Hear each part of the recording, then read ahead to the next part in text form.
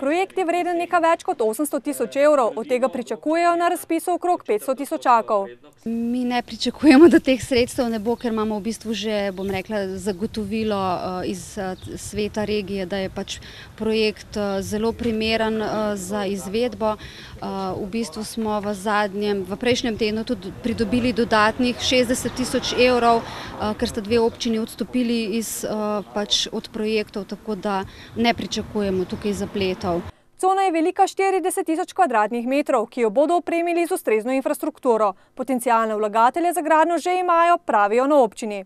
Imamo 7 neposrednih zainteresiranih investitorjev, seveda teh 7 je podpisalo tudi pismo o nameri, ki smo ga pač tudi predložili v sam postopek pri kandidaturi za poslovno-industrijsko cono.